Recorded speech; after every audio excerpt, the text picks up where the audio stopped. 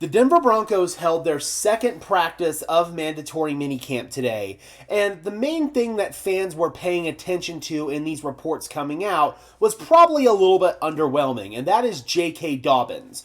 Dobbins was out there and was dressed today for practice. He is wearing number 27, currently sharing that number with Damari Mathis. That's the same number that he rocked with the Chargers last year.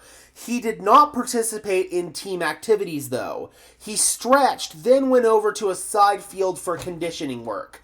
I'm good with that because he's a little bit behind the eight ball. You need him to get back up to speed there in terms of his conditioning. So I'm not surprised at all that that's going to take a little bit of time to get used to, especially since he's coming from playing at two C-level teams, Baltimore and Los Angeles. Now he's coming up to the Mile High City. It might take a couple of extra days to get that conditioning up to speed in comparison to some of these other guys who've been training at altitude for this entire offseason. So J.K. Dobbins not participating today is not much of a surprise. We'll see if he participates in some capacity tomorrow in the final day of minicamp. Otherwise, we might not see him out there until training camp.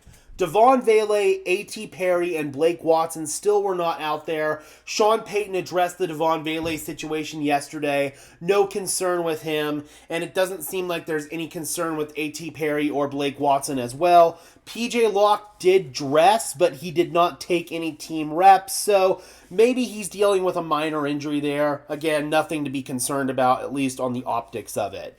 Great day for Bo Nix, and this is a follow-up from yesterday's video where it was reported by Benjamin Albright that Bo Nix didn't have his greatest day passing out there, and I wanted to pump the brakes on all of the concern that might have been spewing out from Broncos fans based on that report.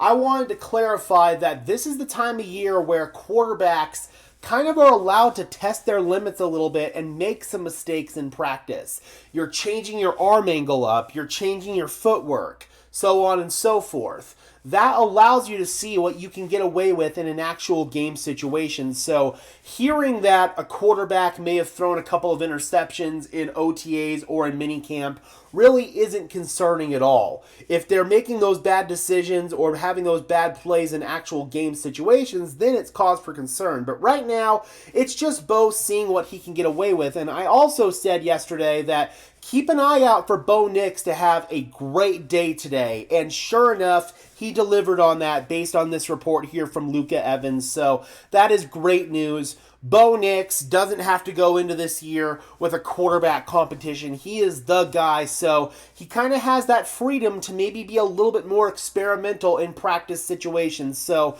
not concerned at all with any reports coming out about Bo Nix maybe having a few bad plays during these practices. I'd actually be more concerned if he didn't have those plays, because that would mean that he's not taking risks and he's just being a safe quarterback and being a check down Charlie. You want Bo to take these risks in practice. So again, very good stuff there from Bo. Q Robinson is popping off big time as a pass rusher, and this is yet another day that we're hearing about Q Robinson having a great day at practice. He's apparently having multiple pressures out there, and that is awesome to see. It looks like Q Robinson is quickly going to work his way into the rotation.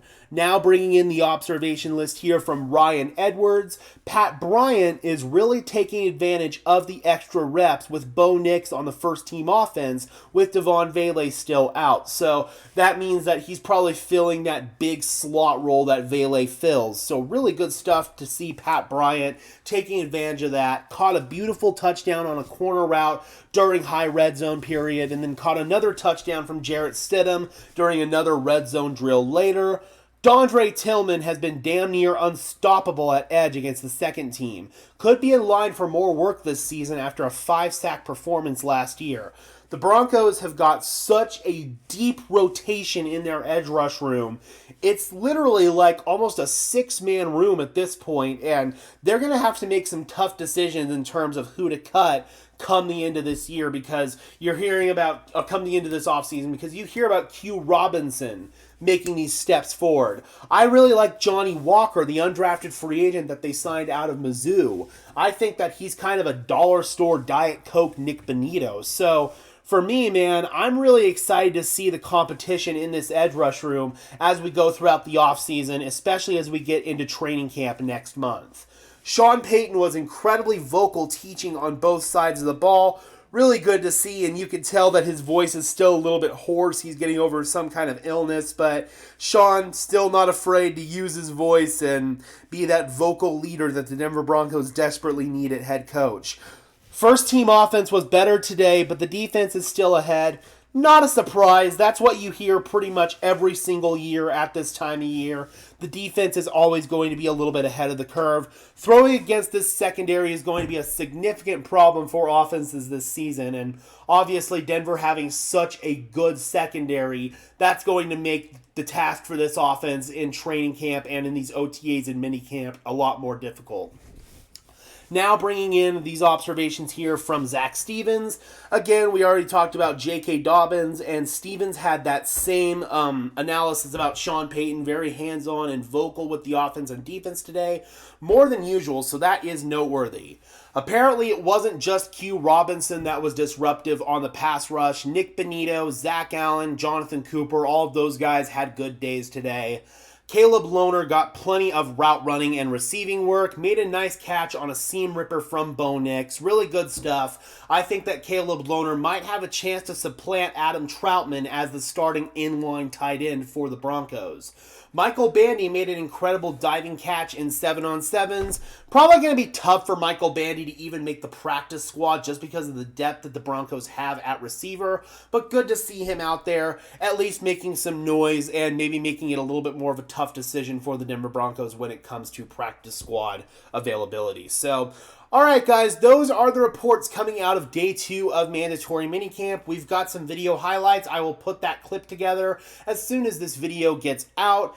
And also, the Broncos will be practicing tomorrow as well. Media will be out there again, and we'll be getting another round of reports and highlights. Be sure to leave a like on this video as well as subscribe and ring the bell so these videos appear in your notification feed. I would really appreciate it, guys. Those are both free and easy ways to show your support. It helps tell YouTube's algorithm to push us out, and it helps us get seen by more and more members of Broncos country just like you and me. And until next time, guys, I'm your host, Gage Madrid, saying peace out.